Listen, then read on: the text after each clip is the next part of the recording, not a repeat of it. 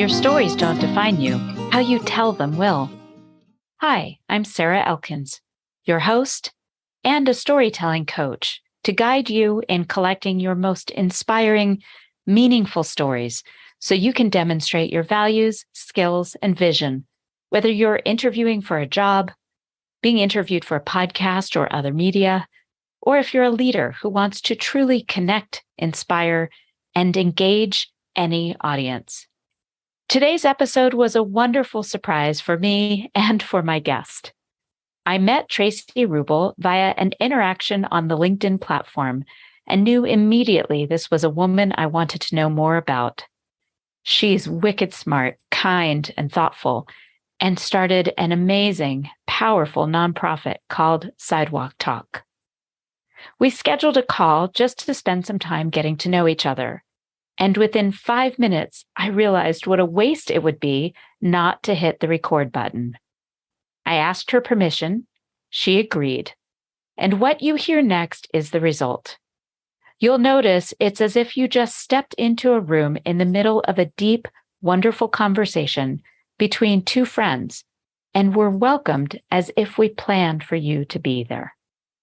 Traci's warmth, humor, and vulnerability simply shine. And I'm so grateful she agreed to share this conversation with you, our listeners. Enjoy. I am so grateful to have Traci Ruble on the Your Stories Don't Define You, How You Tell Them Will podcast. And I just hit record in the middle of a conversation because I knew it was going to be so rich and we didn't really plan for this. So listeners, you are going to hear some really good stuff in a few minutes. So hang on. Traci, you were saying that as a psychotherapist, we often focus so much on how the relationship with our parents affects us and the long-term impacts, and we don't always talk about sibling relationships and their long-term impact. Can you go into a little more conversation about that? Well, since I know that your podcast is about story, I'm going to try to not be Miss Psychotherapist, clever guru gal and tell you all the theory behind it and share my story. Would that be helpful? Thank you. Yeah. That would be awesome. Look, I've been in therapy for 25 years. I had a difficult childhood. My mom was married 6 times and she was a teen mom. She didn't want to have me. She tried to abort me. And so the legacy that I've always worked with in therapy was being the unwanted child. And I've been a therapist now for 18 years and I've done a lot. I mean, yeah, sure, there's parts of me that can still get tender around that, but I feel like I've got a handle on it. I know that sounds weird to say, yeah, I've got a handle on it, but I know how it shows up. I know how I defend against those feelings. I know how all my sneaky defense mechanisms hide out. But there's been this crappy thing that I've been doing. I have this side hustle that I do, which is I accidentally started a nonprofit that ended up getting really big.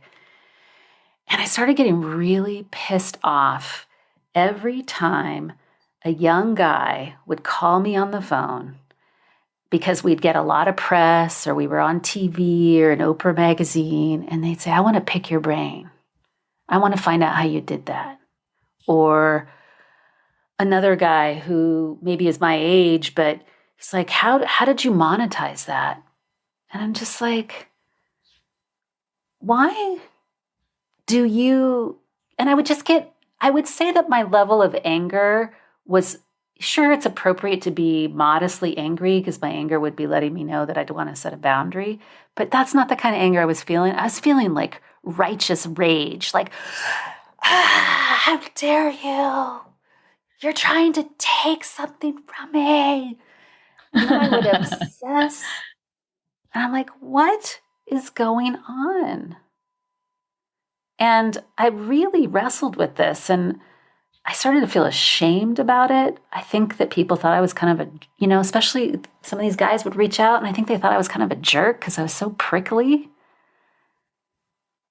And then it really hit me. And I think this is how you and I met, is that I shared this story kind of publicly for the first time in this silly LinkedIn comment. I think it was on your post. It was. Charlotte. And I loved it. And I think I was like probably crying when I typed it. But I just said, look, I have had this sibling competitiveness, and it didn't matter how hard I worked, didn't matter what I did. See, I'm feeling, still so painful. Mm-hmm.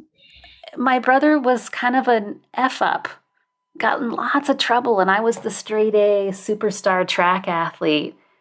But he got all the attention with very little effort. And I want to speak to privilege here a little bit. Sometimes men have unearned privileges that plays right into my brother stuff, where he had unearned privileges.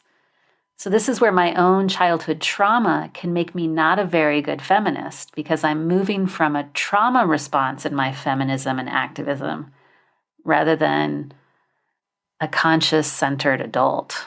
I'm like a 10-year-old. So that's my story. That's it. Yeah. Well, I understand that. And I am fortunate to have had a relatively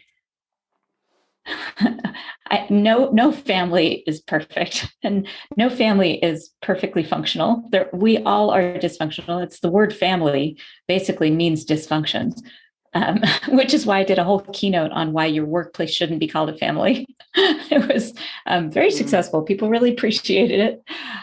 But family comes charged.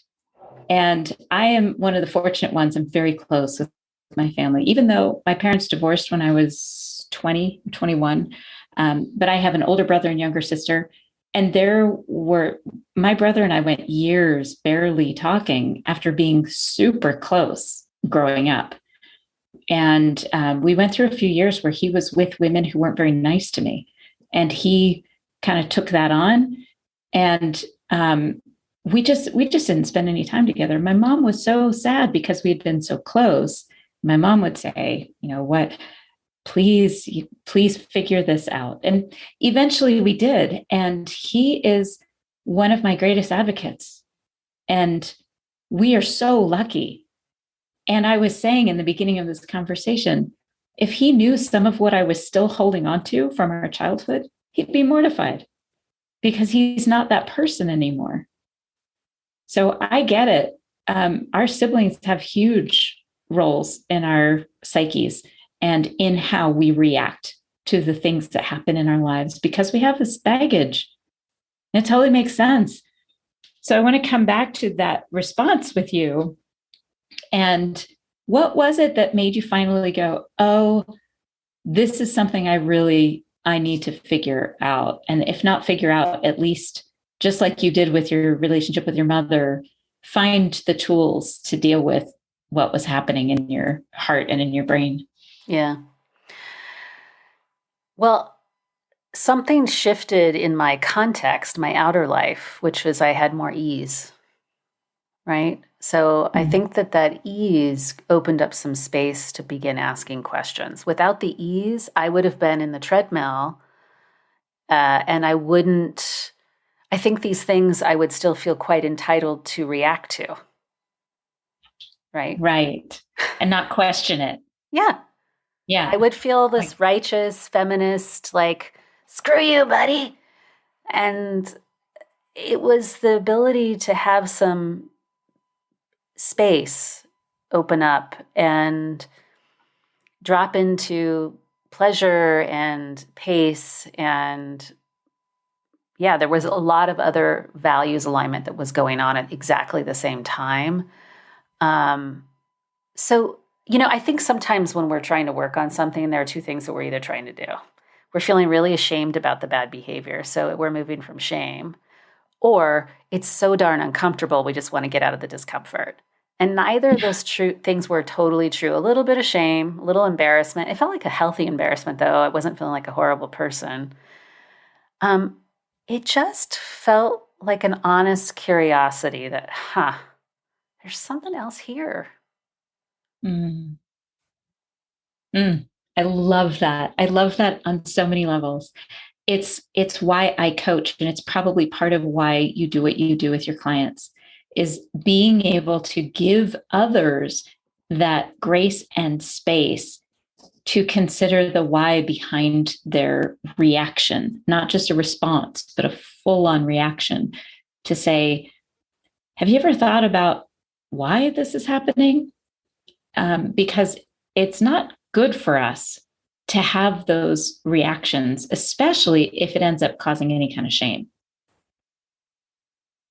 So I interviewed this amazing woman. It was Sabrina Woods years ago. And she told me that in her schooling, one of her professors, as they were talking about bias, said, you are not responsible for the first thought that pops into your head. You're just not. You are a product of your environment, your upbringing, all of those things that happened in your life to you that you didn't have control over. That's where that voice comes from. So you are not responsible for the very first thought, but hell, you are responsible for every single one after that. And what that did for me is it gave me exactly what you're talking about. It gave me the space to stop shaming myself for thinking something that felt judgmental or icky. And it gave me that space to think, why did that thought pop into my head? And why does that matter to me? That's none of my business. That isn't about me. Why did that thought pop into my head? That curiosity, leaving space for the curiosity. Oh, I love that you just said that. Yeah. I mean, I bank my life on that, on being curious, right? I'm curious about lots of things. I guess, you and I have similar careers in that regard. I feel like and it's also fun. It's, look, I mean, you talk about storytelling a lot, and I think I wish people, this is what can I just complain about psychotherapy? You can do whatever you want on my show. I sometimes feel like psychotherapy colludes with people's shame at times because we are so focused. We have to be careful about this fix-it idea. We have to be careful about always wanting to eradicate some bad behavior, always wanting to change this thing, because if that's the foreground, then everything that you're doing in therapy is shame-based, I think.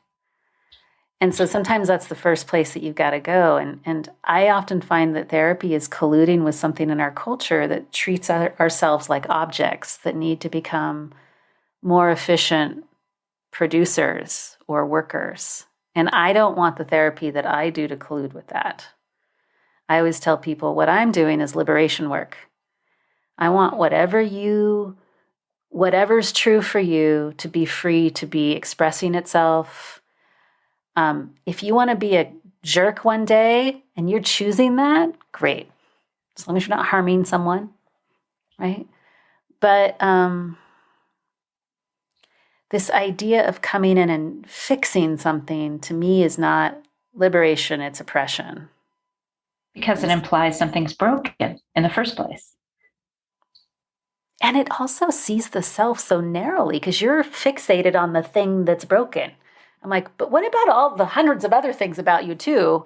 And systemically, how that might be. Yeah. So I'm going to tell you another story. Can I tell you another story? Please. Yes. Tracy just had had her lid flipped in her own therapy. So I was in therapy this week, and I'd have a really good therapist right now. I'm in analysis. So I'm doing deeper, weird, let's interpret what's going on in your unconscious. And I said, hey, my clinical work with my clients has been really out of alignment with my values. I've been doing this kind of fixing therapy that I do not agree with. And this has been going on for 4 weeks, and I don't have access to my intuition and my creativity. And I'm feeling pressured in the room with clients to make sure they get their money's worth. And I'm exhausted. And he said, when did you say this started? And I said, about 4 weeks ago. He goes, And I went, what happened 4 weeks ago? I'm like, And he goes, "What's that?" And I said, "Well, I just free associated to 4 weeks ago is when I signed the contract with this book coach to write a book. And I'm paying a lot of money for me, kind of stretched financially to hire this book coach." And I said, "I feel guilty that I'm paying this kind of money and spending it on myself to write this book. And second, it's the first time that I have ever produced something where I don't have any ego about the book being successful. I just really enjoy it. I enjoy this book coach a lot. I'm really learning a lot. I love getting up every morning and writing and researching and having my brain twisted and having to challenge what I'm thinking." And he said to me, "Yeah, so you're using your therapy office as your moral redemption ground because you don't feel like you deserve the pleasure of writing this book." And I just went, damn, that's it. So that's been my next story. Is like, oh, yeah. And I think that this happens a lot too. I don't even think we always tell our stories accurately. We tell stories based on what we think people want to hear, or based on the brand that we're building. And I'm like, well, you just tell a story for the pleasure of telling the story. Well, and there are so many times we tell the story that we think we need to tell. And then somebody asks exactly the right question that makes us go, oh, I was telling that all wrong. And that actually happened a few years ago. I did a writing project, a commissioned writing project that didn't go very well. And the guy who was the client, I had already had an interaction with him that made me question whether I needed to work with him again. The flags had gone up already, but I ignored them because I thought, cash. This is a few years ago. So I did the project and it did not go well. And instead of coming back with a professional response, like, this isn't what I was looking for, he raked me across the coals. All these reasons it was a shitty writing job. And it wasn't. I mean, it wasn't my best work. And I knew that, which is why I allowed it to feel like shame, even though his response was just totally inappropriate. But I will never forget, right after this interaction, I went for a hike. I'm like, I'm going up the mountain. I need to clear my head and get some fresh air. Brought my dog and took the hardest route up the mountain. It's basically 1,000 feet straight up. Called the Power Line Trail because it goes along the power line. It's like straight up the mountain. And I get up most of the way and I'm looking down and I'm breathing hard and I'm thinking, yeah, I'm resilient. I'm strong. I'm thinking all of these good words. And I get up to the top and I drink my water, give the dog some water, and then I hike back down. And I'm telling my friend the next day about this experience and how strong I felt. And she's like, and self-punishment. And I realized I was telling the story from the perspective of an optimist and not a realist in this case. And while there are worse ways to punish yourself than to take a big, long hike, but if I'm not doing it with intention, then I'm telling myself the wrong story. It's crazy. So I would like to hear another story about when you had an aha moment with a client as opposed to in therapy, because I've had a few where I'm like, oh my gosh, that was more about me than it was about him. Oh, do you want stories about about an aha moment about me? Oh, geez. Yeah. So I'll give you an example. I was working with a client that wanted to improve sales through storytelling, and he needed a creative outlet. So I just know when people need a creative outlet. And I sent him colored pencils and a coloring book and said, go at it. Have fun with this. And he did. He sat there. I was like 15 minutes because he said, of course, no, I'm not going to do that. It's not my thing. I said, just 15 minutes twice this week. That's not much, right? Right after dinner, before you clean the kitchen or after you clean the kitchen, just spend 15, set the timer. And one time after our next client appointment, he said, so I set my timer for 15 minutes and 2 hours later, I was finishing up this page that I colored in. And he was telling me all about this page. And I said, well, what are you going to do with it? And he said, what do you mean? I said, well, are you going to tear it out of the book? Are you going to keep coloring in the book and just keep the pages in it? Are you going to put it on your refrigerator? Like, what are you going to do with this finished product? And he said, well, I haven't really thought about it. And I was kind of insistent. Like, well, you just colored this beautiful thing. What are you going to do with it? He's like, well, maybe I'll give it to my mom. Now, this is a 50-year-old man. He said, maybe I'll give it to my mom. She'll put it on her fridge. She still likes that kind of stuff. And he laughed. And I'm like, oh, that's perfect. Walked away from that appointment thinking, why was I so insistent about this? It was almost like I was contradicting him. He is my client. Why was I so insistent? I realized I still have some aspects of need for external gratification. Mm-hmm. So when I finish a piece of work, because I'm a potter, if I finish throwing a pot, I want to give it to somebody so they can tell me how wonderful it is. Mm-hmm. And I thought that wasn't him at all. That was, boy, total mind-blowing experience. And I'm guessing you've had multiple of those because you've been doing this longer than I have. Yeah. And at a completely different level, deeper level. God, there's just so many. And the ones that are current, I'm not going to share because a current client might identify themselves. Yes. No. So many. 70% of my work is working with couples. And there is one repeated thing that I have to be really mindful of because I was a kid of 6 divorces. Oh, dear. Sometimes my 5-year-old will show up in the room with my couples therapy clients. It doesn't happen so much anymore because it's been so long since I've been doing it. But every once in a while, even still, but I catch it now. And I do these really funny, I have all kinds of funny little imagination things I do to help myself with these moments. But I had one couple in particular where I'm like, what the heck is going on with me? And I'm like, oh, you're 5 trying to keep mom and dad together. Oh. And this is not the work for a 5-year-old. Moreover, a 5-year-old is not seeing the system clearly. And I was colluding with one of the partners against, I was completely entering the system, which now I supervise other therapists. And so you have to be on the lookout for that because it's really, it happens anyway because we are biased. I just call it out now. I say, hey, you might feel like I'm taking your side, and I might be. I usually just name it. Or I'll tell couples, I am definitely going to piss you off at some point in the couples therapy because you're going to believe I'm taking your partner's side. If you feel that, ask me. And if I am, I will own it honestly.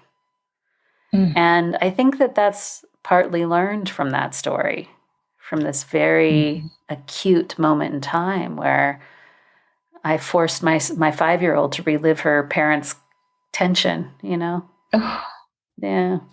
Wow. Yeah, I bet that's one that has to keep coming up. That's not something you just get over. Nope. It doesn't disappear from your work. She showed up with a case recently, and what good therapists do is when you have something like that, you pay for extra consultation. You usually call up 2 or 3 extra people and say, all right, help me constellate this case differently. But outside of seeing the case better, I have a little chat with my 5-year-old. And I have this whole little imaginal. So I have a door in my office and I say, hey, sweetie, it was so painful for you when you were little, when you had to be in these situations. And I don't want you to be in these situations anymore. You don't have to do this. And so I make up this whole story. I'm going to sit you out here and you're going to have a coloring book and you're going to stay out here the whole time because I'm going to be the one doing the session, okay? And I literally will have these conversations with my 5-year-old before I enter a couple session that might stimulate this part of me, right? Mm-hmm. That totally makes sense. I think I might use that in the future if you don't mind. Yeah. I have 0 credentials in therapy, or counseling of any kind, but I do find that part of my self-consciousness or baggage, my own experiences definitely sometimes play a role. So I may use that if you don't mind. Yeah, of course. Yeah. That's a great tool. I really have always come up in kind of a model that the self is made up of parts of self that the self isn't unitary, and it's a very gentle way of getting to meet and dialogue with different aspects of ourselves. When I started out in Gestalt therapy and then internal family systems and sensory motor therapy, all these different forms of therapy, think of parts of self. So, yeah. I like that. Yeah. So tell me about the book. I would love to just learn a little bit about what was it that, first of all, that made you realize it was time to do that? And second, what are you most excited about? What was a time where you sat down to write that you were just like on fire? So I ran this street listening project. I started putting my therapist chair on a public sidewalk out front of my office in San Francisco, and it got all kinds of media attention. And that's when I had all these people calling me. And that whole 7 years of my life, I learned more. I learned things from the street that you don't learn in your graduate degree in psychology. And so there were two reasons why I wanted to write the book. One, I wanted to honor myself and what I put out there for 7 years. I think that I didn't. And I was feeling like the world had to honor me. But the book is actually me honoring me and saying, hey, this is about you putting a stake in the ground for what you did, for what you learned, and for wanting it to continue to have an impact. Even though I'm now less involved on the overall operations. And the second piece was I felt like I finally had something, I felt a conviction that I had something to say. Before, I'm like, I was still in that place, the story of my brother, where something was a little bit constipated inside of me emotionally. That's a great image. Constipated anymore. I need some prunes. Yeah, I do have a particular gift, and I'm going to just own it right here on your podcast. Excellent. I'm waiting for it. I feel very emotional saying that I'm going to own my gift out loud. Okay. I'm a first college grad in my family. I am street smart more than I'm book smart.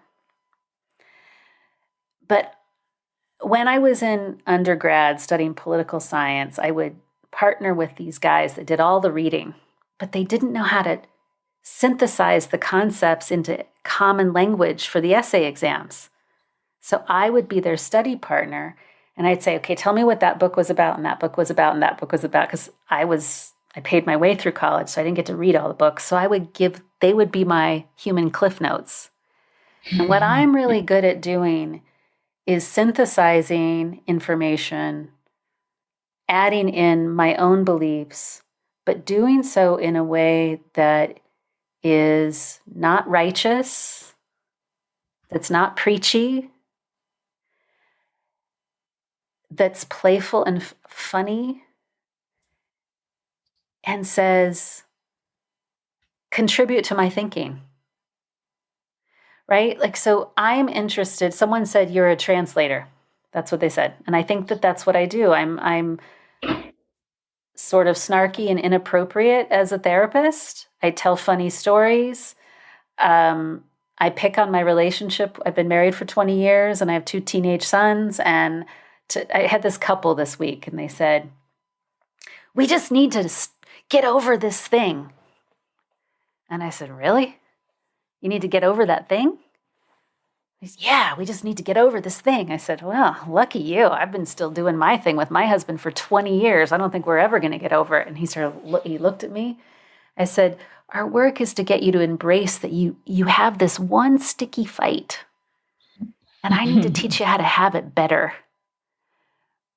But I actually don't think this sticky fight is because anything's wrong with you or your partner. I think this is where you're really, really different. And it's a values-based fight. I don't think you're going to get over it. I think you're going to be having this fight until you go to the dirt, my friend. I'm just going to teach you how to do it better than you're currently doing it. With respect for each other. Yeah. And that's the book, in essence. That's the way that I just told that story. That's the book. It's about how we have become robotic as people. We've become objects, and we do not know how to feel feelings. It's amazing to me how many psychotherapy clients come in to see me and have never been given a primer on feelings. Brené's doing a great job on that, but I'm going to add to it. How do you feel a feeling? How do you share a feeling? And how do you listen to somebody else's feeling? And I'm going to use all these stories and lessons and mistakes that I've made on the sidewalk as I teach people the basics of how to be humane with other people without getting into all the polarization and da-da-da. I'll not give a nod to that. I'm from San Francisco. I've got a lot of social justice roots in me, but I don't believe that even in fighting oppression, like I was talking about, I was being an oppressive feminist rather than a relational, powerful feminist. I think that it all comes down to how we feel in a really tender way and how we share, right? And then how we listen to one another. So that's the book. Wow.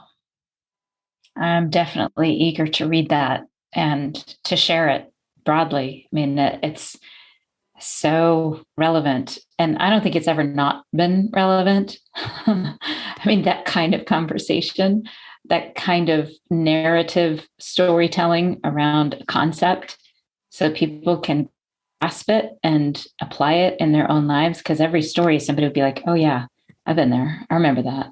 Mm.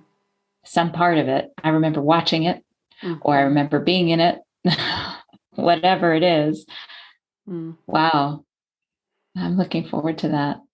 Yeah. So one last thing. Yeah.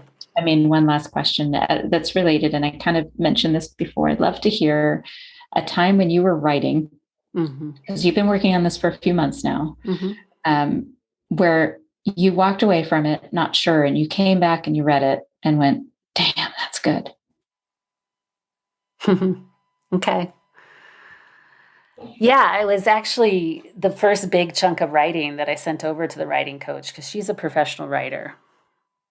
And it was the opener where what happens when we meet is she'll record our conversations and then she'll actually take bits of our conversation and say, this is some content for your book. She said, oh, this story of Tony needs to be the opener, because I told her the story of this man that I used to know in San Francisco. And she said, that's the opener of your book. And so I wrote it all down, but it just felt so conversational. So I was like, is this smart enough? Or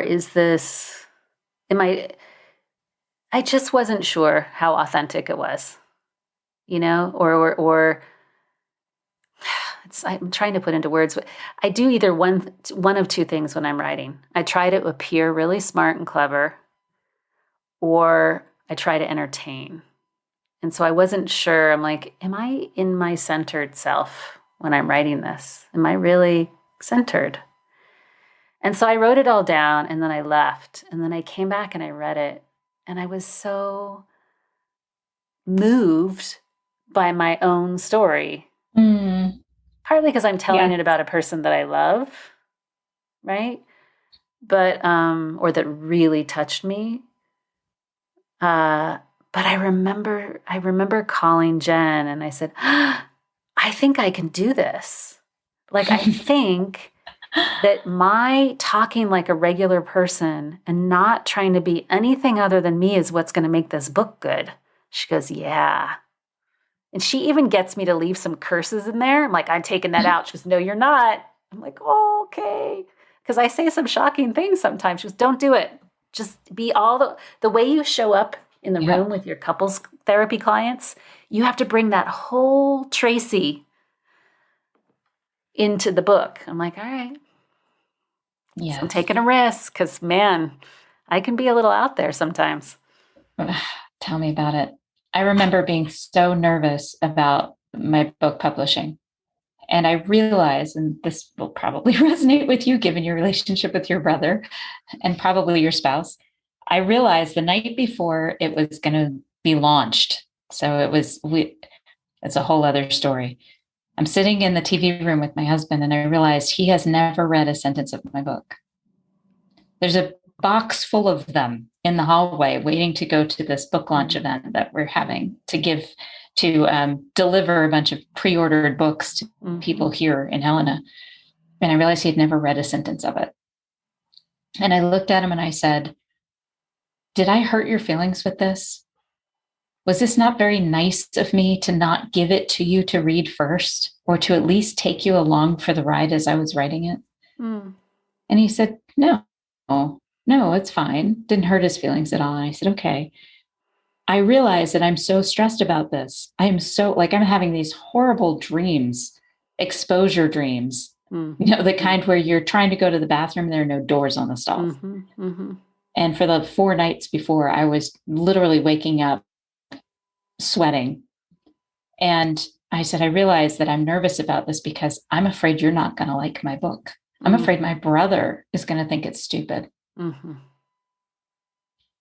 don't care about anybody else reading it, what they think. But you two, I care what you think. And he looked at me, and you're going to love my husband when you hear this. He said, I might not like your book. And that's okay, because I might not be your audience. What I do know is that you have an audience, an active, engaged, loving audience, and that you are going to help a lot of people with this book. But I may not be your audience. And I'm proud of you for accomplishing this. This is a big deal. What an honest, non-bullshit answer he gave you. I thought you were going to say something really touchy-feely. I'm like, oh, okay. Nope. This is why we've been married 25 years. I need the honest. I don't want the bullshit. I can see right through it. So I hear you, and I get this sense of vulnerability at putting it out there with the curse words, with the things that you think might be the thing that will turn somebody off. And I am telling you right now, it doesn't matter, because the people who read it, that it resonates with, it is going to make their lives better. I appreciate you saying that. And I also feel proud that I'm also writing it for me. Like, I think I don't want to be Pollyanna and say I don't want people to read it. I want people to read it. I have an audience in mind. I have all that stuff. But I'm also looking forward to being transformed by the writing of it. And that's going to feel like a really cool reward. It does. Everyone I know who's written a book, whether it's published or not, there is that sense of transformation in the writing itself. Yeah. Oh, I'm so excited for this book. You're the first person I've talked to about it in public, so it's going to be a while. It'll take a year before it's out. That's why I'm not talking about it too much. But well, it'll be relevant. It doesn't matter when it's published. It'll be relevant. And I am looking forward to it. And for our listeners, if they want to learn more about you, follow you, keep an eye on when you start actually sharing bits about it and pre-orders in a year. What is the best way to follow what you've done, what you're doing? Yeah, 2 ways. There are 2 websites to go to. The first is my Traci Ruble website. And so it's TraciRubleLE.com. And it has links to all the social media, although I'm ambivalent about social media right now. So go to my website instead. And follow Sidewalk Talk, the listening project. It's still active. Maybe some of your listeners want to start a chapter. It's all volunteer nonprofit. We just sit on sidewalks and listen to strangers. It's really fun. It's sidewalk-talk.org. Sidewalk-talk.org. For our listeners, you don't have to rush and stop and hit pause or whatever. We will have these links in the blog post associated with the podcast at elkinsconsulting.com. And remember, it's Traci with an I, and names are important. That was part of how we met. I forgot about that. That was one of our first interactions. I realized I misspelled her name and I was mortified. And she said, "It's okay. It's an unusual spelling." I said, "It's not okay with me.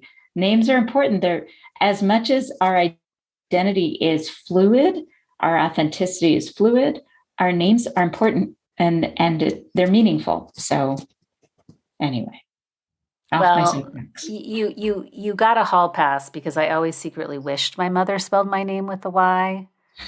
I told you, I think I mentioned this because I always wanted to get those little pre-made license plates with your name on it when you were like at the 7-Eleven or the grocery store, and I never could because I had a weird spelling. I'm like, oh, thanks, Mom. So I don't get upset when people spell my name wrong. The only time is if it's a telemarketer. I'm like, oh, you're trying to sell me something. Yes, when they call my house and ask for Robert for my husband, I'm like, nope, not going to happen. Oh, don't tell anybody. Now Google just heard me say that, and that's going to change everything. Darn it. Just wrecked it. Well, you didn't say his actual name, so you're okay. No. Tracy, this has been such a pleasure, and I really appreciate the time you're taking and the vulnerability that we've shared. And I'm just so grateful that we met and that you shared that comment on my post about your brother, because I feel like I would have missed something important had we not met. It was a little magical serendipity moment on LinkedIn, of all places. It was. Oh, I have a lot of them on LinkedIn. It can be a magical place, but you have to choose. It's better than others, for sure. Yes. Well, you get out of it what you put into it. And that day, we all three of us, Charlotte Wittenkamp, you and I think we got out of it what we put into it that day. Yeah, for sure. So thank you. Thanks, Sarah. Thanks for listening to Your Stories Don't Define You, How You Tell Them Will. I'm putting some finishing touches on a new course, Get the Offer, Job Interview Storytelling, that will be available online in early fall 2022. It is so important that this course is truly relevant, helpful, and useful for my clients. So I'd love your help.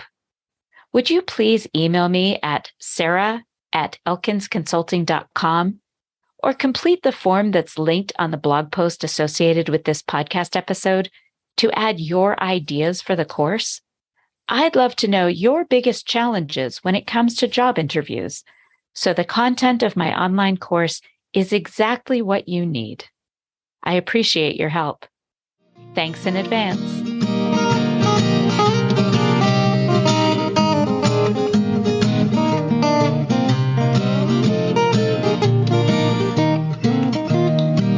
Now listen to me, honey, while I say, how could you tell